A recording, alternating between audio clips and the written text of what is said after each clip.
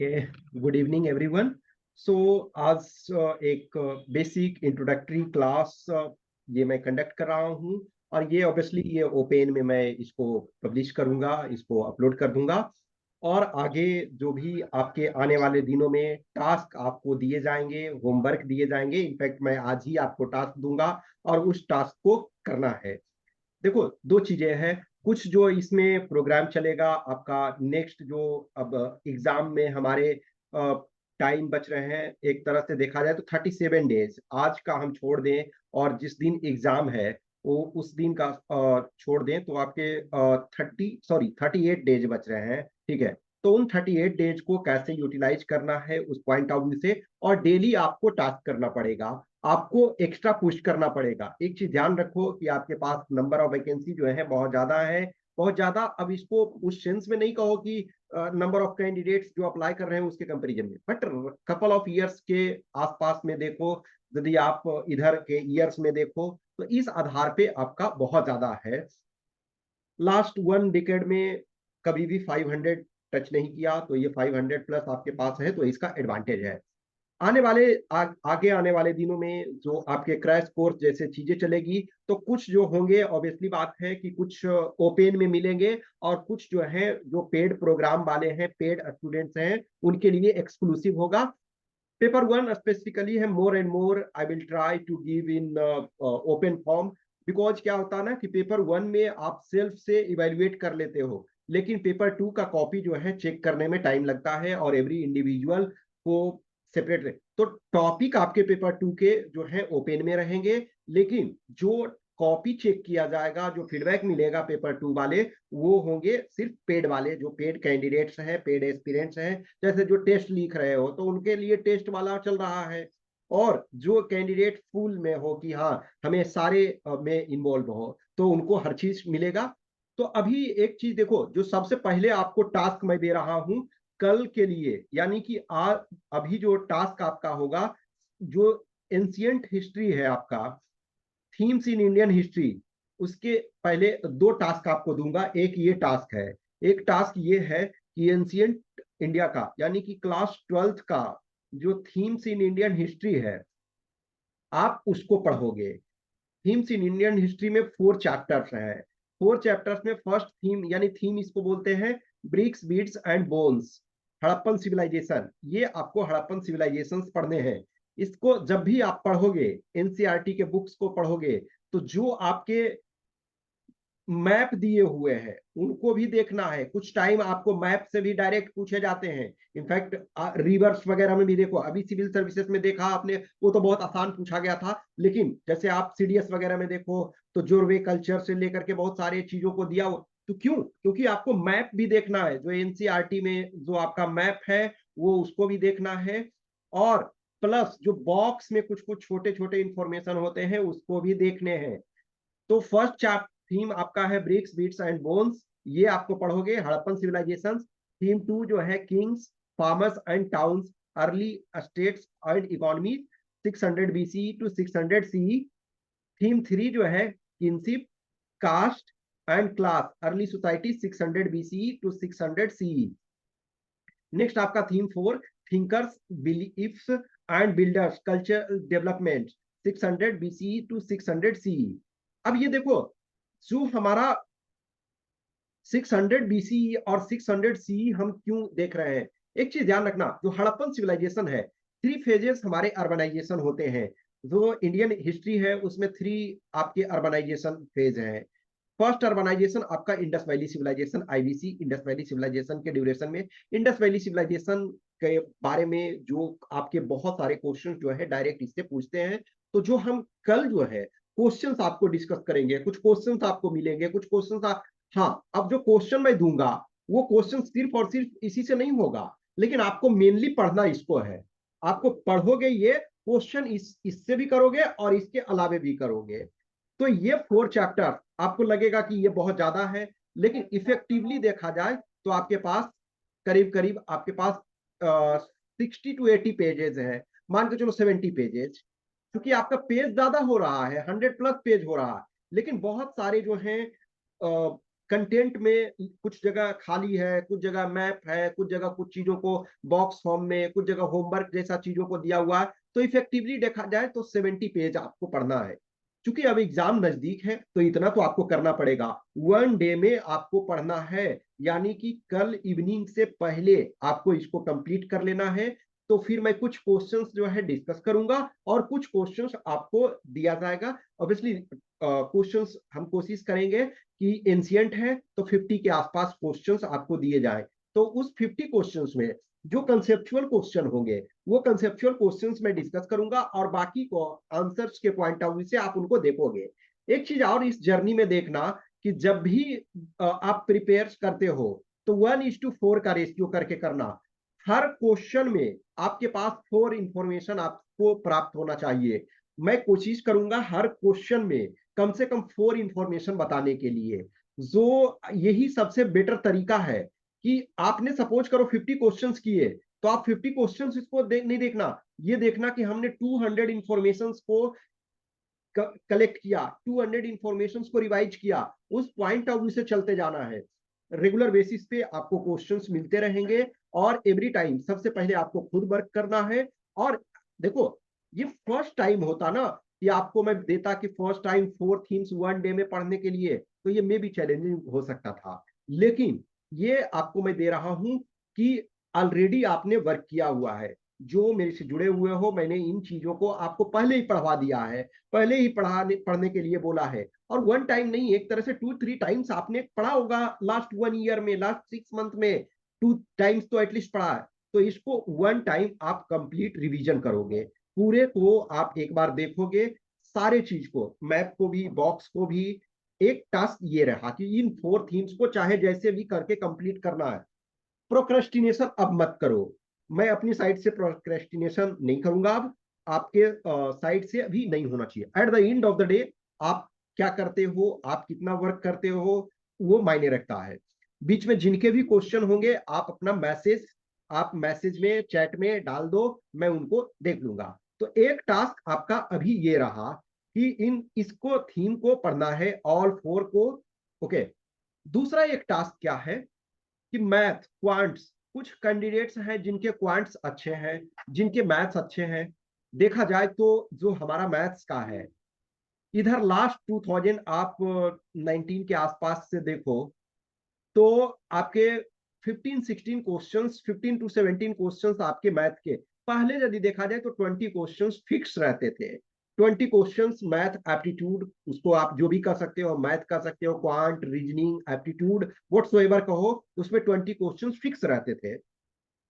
इधर जो है कपल ऑफ ईयर्स से जो आपको क्वेश्चन पूछा जा रहा है, ये 15 to 17 क्वेश्चन। किसी ईयर में 15 हो रहा, किसी में 16, किसी में 17। लेकिन उसके इन एडिशन क्या हुआ है कि 2 to 3 क्वेश्चंस जो है साइंस के न्यूमेरिकल्स पूछे जाते हैं। तो उसमें भी आपको एक तरह से, एक तो साइंस का कंसेप्ट उसमें जानना है, और दूसरा उसके बाद जो है कि आपको मैथ्स का भी क्वेश्चन जानना है। तो कल का जो टास्क होगा क्वांट में, आप क्या करोगे कि जो नंबर सिस्टम है मैं कल समझाऊंगा, ठीक है, क्वेश्चंस के थ्रू नंबर सिस्टम मैं आपको समझाऊंगा। तो नंबर सिस्टम आपको वर्क करना है। नंबर सिस्टम में क्या क्या देखना है, देखो, एक तो सबसे पहले आपको मल्टीप्लीकेशन जो एक तरह से आना चाहिए। जब किसी भी नंबर का मल्टीप्लीकेशन आना चाहिए आपको, कोई नंबर का डिविजिबिलिटी आपको आना चाहिए। जैसे लेट अस टेक, कोई नंबर दिया हुआ है, क्या वो 5 से डिविजिबल है, 6 से डिविजिबल है, 8 से डिविजिबल है, 2 से डिविजिबल है, 3 से डिविजिबल है। ये डिविजिबिलिटी का रूल पता होना चाहिए। मल्टीप्लीकेशन आपको पता होना चाहिए। मल्टीप्लीकेशन में आप ये देखना, ऐसा नहीं है कि 2 into 3 हमको पता है, नहीं, उसमें से आप डेसिमल वाले में भी देखोगे कि सपोज 5.6 into 8.4 करते हैं तो ये क्या हो रहा है।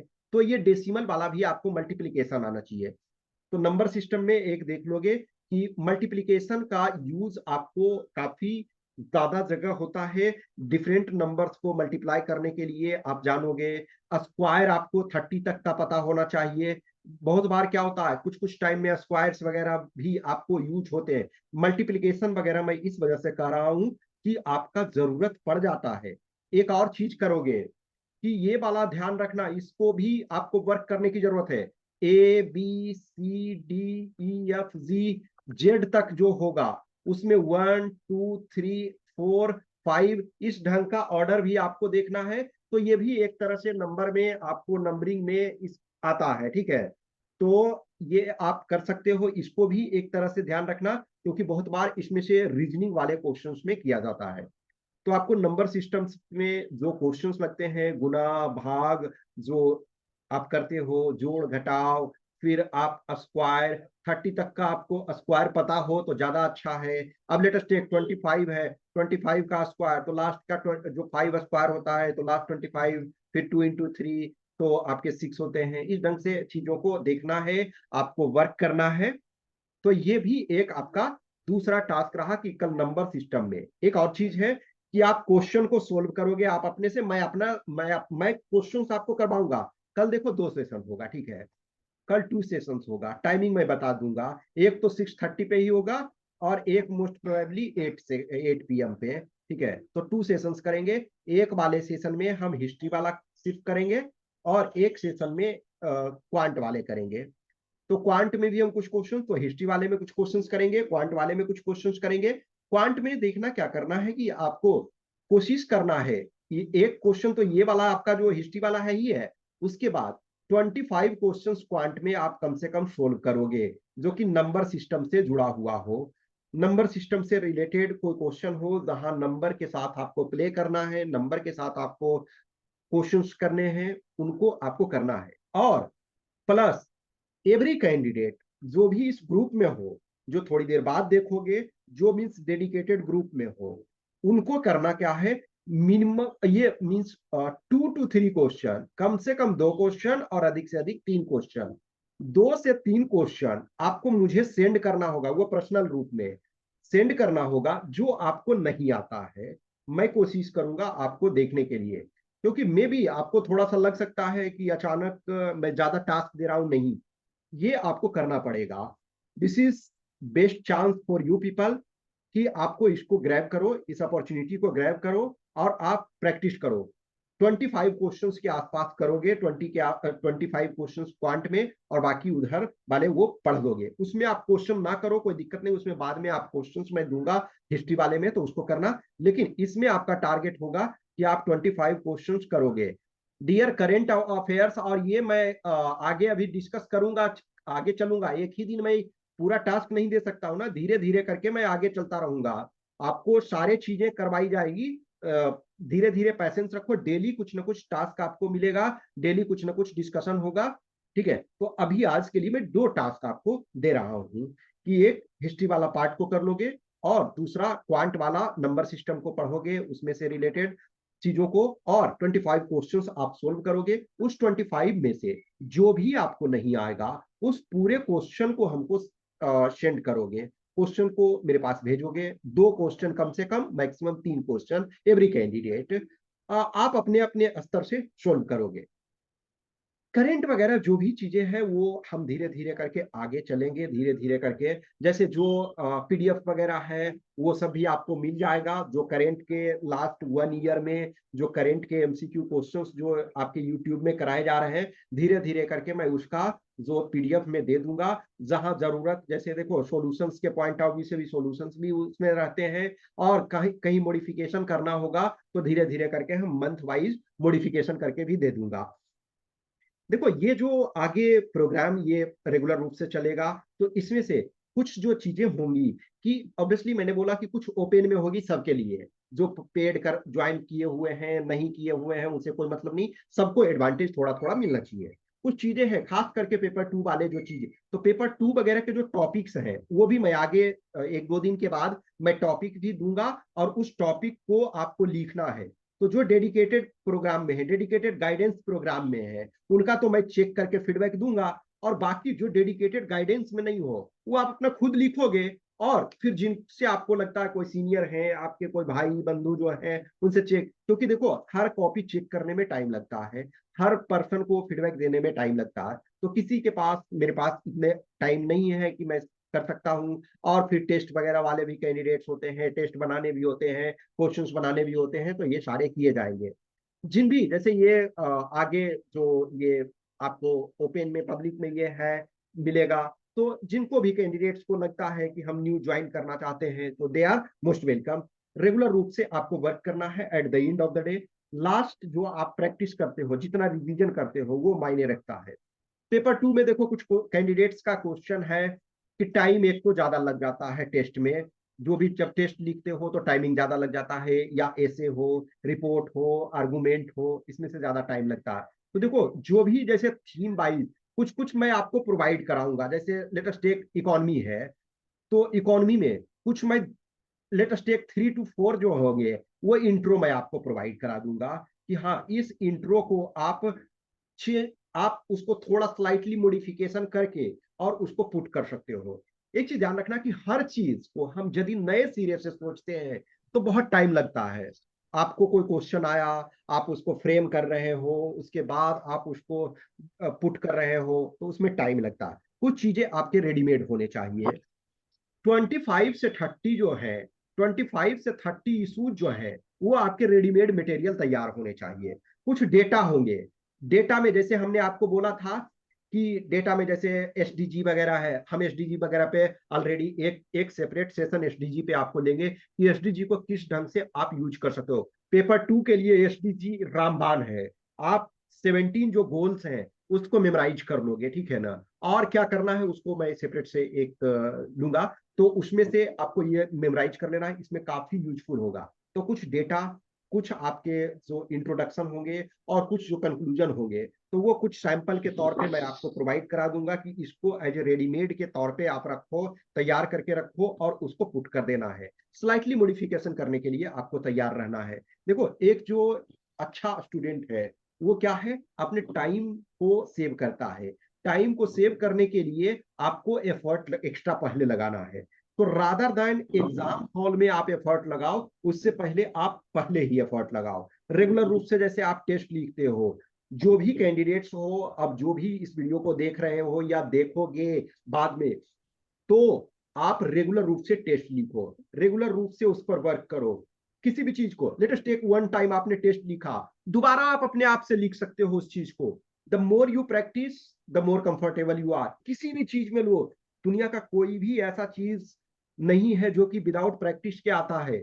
आप देखो जो उसैन बोल्ट सबसे कम टाइम कंपटीशन में दौड़े और सबसे ज्यादा मेडल लिए, तो क्यों? क्योंकि उस 9.8 सेकेंड, 9.6 सेकेंड, 9.59 सेकेंड, उतने को दौड़ने के लिए वो मंथ्स, ईयर्स प्रिपरेशन करते हैं। तो वैसे ही आपको 3 आवर्स में 20 मिनट्स बचा ले रहे हो, वो 20 मिनट्स आपका सिलेक्शन करवा सकता है।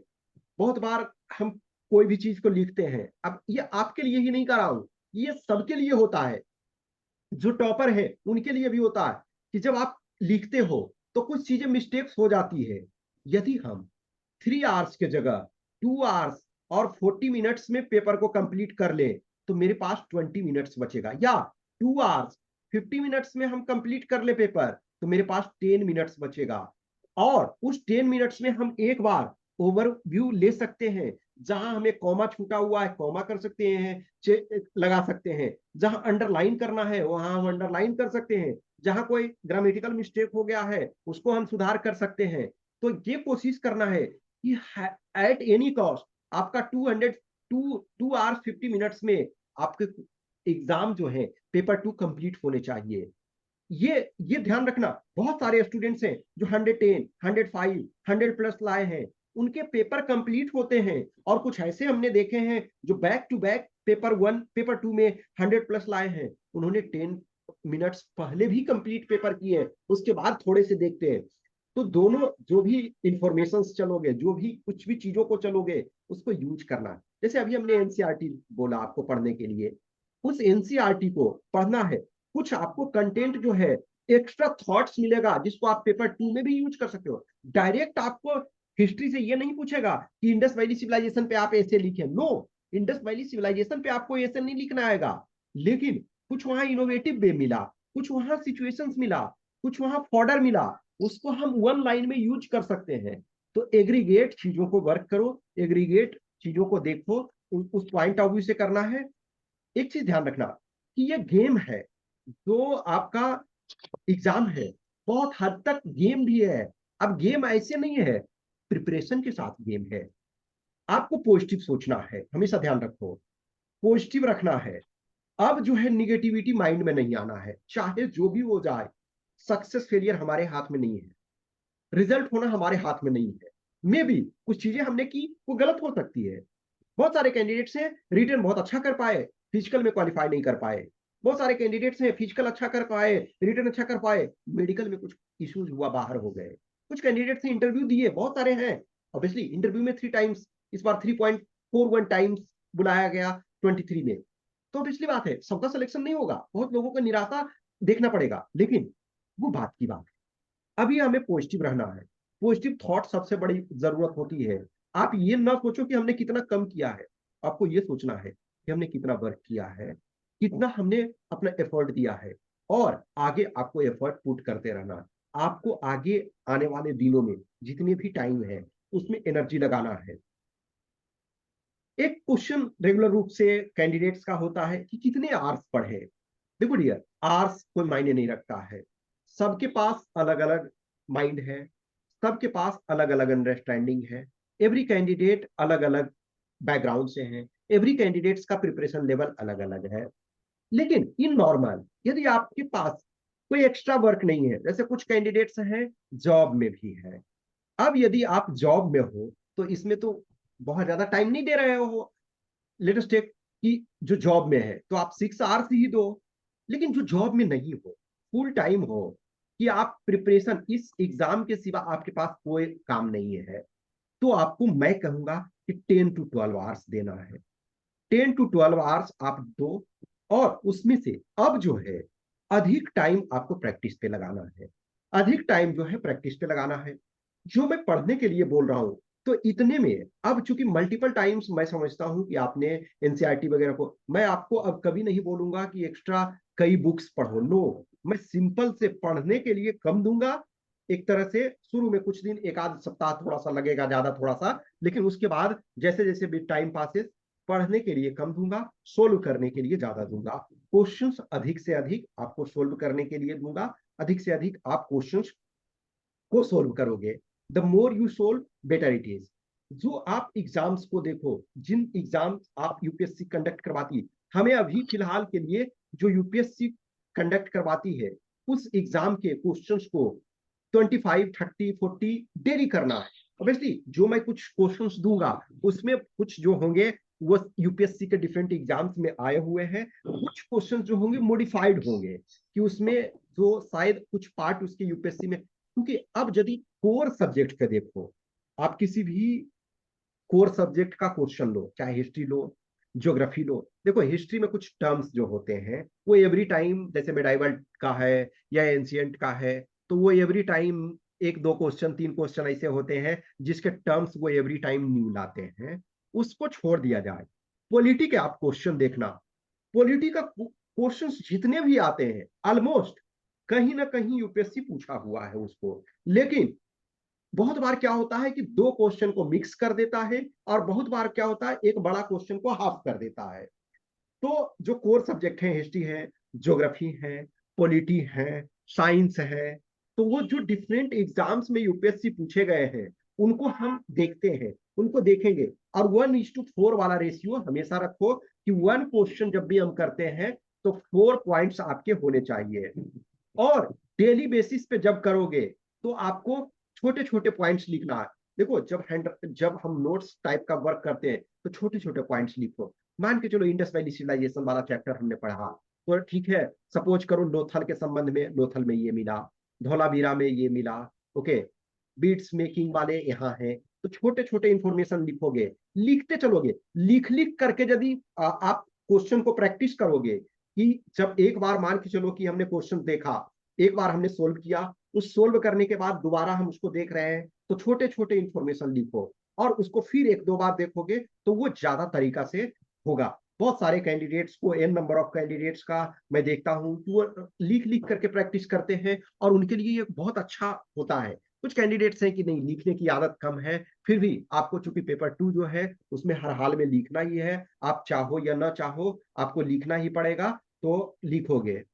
अब देखो डियर, जो स्पेलिंग मिस्टेक्स ये सारे हैं, उसको तो आपको प्रैक्टिस ही करना पड़ेगा ना। जैसे आप द हिंदू पढ़ते हो या एनसीईआरटी पढ़ते हो, तो ये एनसीईआरटी ही पढ़ो, तो आपको देखना पड़ेगा। अब ये जो स्पेलिंग्स वगैरह हैं, वो एक दिन की चीज नहीं है, आपको डेली डेली करके रेगुलर रूप से देखोगे, रेगुलर रूप से करते रहोगे, रेगुलर रूप से वर्क करते रहोगे, तो जरूर आएगा। उसमें से देखो दो चीजें, ये प्रॉब्लम क्यों हो रही है स्पेलिंग मिस्टेक्स, क्योंकि जिस समय आप 10th में थे, जिस समय आप अप टू 12th में थे, या जिस समय आप ग्रेजुएशन लेवल में थे, आपने उस सीरियसनेस में वहां वर्क नहीं किया। न न तो आपने सही से किया, और न आपके टीचर ने वहां करेक्ट करवाए प्रॉपर तरीका से, तो दोनों की मिस्टेक्स हुई है। तो अब आपको तो सुधार करना पड़ेगा, क्योंकि आपका जो कंपटीशन है, वो कंपटीशन जो है, देखो हिंदी मीडियम हो या इंग्लिश मीडियम हो, दोनों के पॉइंट ऑफ व्यू से जो कंपोनेंट आपको इंग्लिश में पूछा जा रहा है, आप हिंदी मीडियम से रहो या इंग्लिश मीडियम से रहो, डियर जो हिंदी मीडियम में भी थे, तो कुछ सब्जेक्ट्स आपके पास +2 लेवल तक इंग्लिश मीडियम का, इंग्लिश का एक सब्जेक्ट होता है। न्यूज़पेपर वगैरह आप जब कॉम्पिटिटिव एग्जाम्स में होते हो, हम मैं ब्लेम नहीं कर रहा हूं या मैं आपको क्रिटिसाइज नहीं कर रहा हूं, मेरा कहना है यदि नहीं किया है तो करना तो पड़ेगा। आप ऑल इंडिया लेवल पे compete कर रहे हो, आप ऑल इंडिया लेवल पे, और जो भी जैसे देखो जो जो हमारे पेड वाले हैं, जो आपका क्वेश्चंस है, तो वो तो मैं आपको इंडिविजुअल लेवल पे बात करता ही हूँ, लेकिन ये एक जनरलाइजेशन के पॉइंट ऑफ व्यू से मैं कह रहा हूँ कि आपको सुधार तो करना पड़ेगा। ऑल इंडिया लेवल पे आप जब compete कर रहे हो, तो आपको सुधार करना पड़ेगा। कुछ कैंडिडेट्स देखो क्या होता है, बहुत अच्छा क्वेश्चन, कोई कैंडिडेट आपसे पहले, जिसकी हैंड राइटिंग अच्छी है, जिसका जो राइटिंग स्किल्स अच्छा है, जिसका ग्रामर मिस्टेक कम है, और उसके बाद आपका क्वेश्चन आता है, तो थोड़ा सा आपको नुकसान पहुंचता है। तो इस वजह से आपको करना है, अभी वर्क करना है। देखो जिनका थोड़ा पुअर है, उनको एक्स्ट्रा पुश करना है, जिनका अच्छा है, उनको थोड़ा कम मेहनत करने की जरूरत है, तो आपको पुश करना होगा। बाकी जो है डेली डेली चलते रहेगी, आप होमवर्क करोगे, कल जो 2 सेशंस जो होंगे, वो उसमें मैं डिस्कस करूंगा दोनों चीज की। अभी 2 क्वेश्चन है एक कैंडिडेट का, उसको मैं थोड़ा सा डिस्कस कर देता हूं। एक जो ये है लेंस का आपका, जो पावर एक तरह से कह सकते हो, लेंस का जो क्षमता, ठीक है ना। तो डायप्टर में देखो क्या होता है, 1/, आपका फोकल लेंथ होता है, फोकल लेंथ आपका, देखो डियर, तो 1/, फोकल लेंथ, लेकिन वो मीटर में होता है। तो 10 सेंटीमीटर यदि फोकल लेंथ है, फोकल लेंथ, तो पावर इसका क्या हो जाएगा, तो 10 सेंटीमीटर को क्या आप लिख सकते हो, 0.1 मीटर। तो 0.1 मीटर, तो 1/0.1, तो ये 1/0.1 क्या होगा, इसको डेसिमल को हटाओगे तो ऊपर 10 से मल्टीप्लाई करोगे, तो ये 10 डायोप्टर आ गया, ठीक है, 10 डायोप्टर आ गया। तो 1/, फोकल लेंथ होता है, लेकिन वो मीटर में होता है। तो 10 सेंटीमीटर है, तो वो आपका क्या होगा, मीटर में करोगे तो 0.1। एक और क्वेश्चन है कि देखो, जो आपका इसमें से एक था कि कौन सा स्टेटमेंट सही नहीं है, तो उसमें देखो जो एक ऑप्शन था कि ये जो इंडिया में आपका जो है कि ये अनटचेबिलिटी जो है, अनटचेबिलिटी वाला, कि इंडिया में क्या अनटचेबिलिटी फिनिश हो गया है, या इंडिया में जो अनटचेबिलिटी की प्रैक्टिस जो है, यानी कि जो टचेबिलिटी, अस्पृश्यता का आचरण करना अपराध है, सिविल अधिकार संरक्षण 1955 अस्पृश्यता से संबंधित है, और अस्पृश्यता का अपराध किसी राज्य विधानमंडल द्वारा निर्मित विधि द्वारा दंडनीय है। अच्छा एक सेकेंड, इसका इंग्लिश वाला अभी नहीं है वो, इसका चलो मैं बाद में इसका ये कर दूंगा, ठीक है। ये वाला अभी देख लो, इसका मैं इंग्लिश वाला ये करके मैं बाद में कर दूंगा, ठीक है। तो अभी फिलहाल के लिए आप इसको देखो और होमवर्क करो, और जो जो मेरे से पर्सनल रूप से जुड़े हुए हैं, वो आप जो भी डाउट्स होगा वो पर्सनल मैसेज करोगे, और मैं सबसे इंडिविजुअल लेवल पे जहां जरूरत होगा वो मैं बात करूंगा, ठीक है। तो